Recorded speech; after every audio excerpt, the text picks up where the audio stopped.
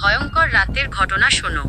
শ্যামল এক রাতে একা ফিরছিল, যখন চারপাশ ঘন অন্ধকারে ঢাকা। হঠাৎ সে খেয়াল করে রাস্তার পাশে একটি পুরনো ভাঙা কুঁড়েঘর থেকে মিহি কান্নার আওয়াজ আসছে।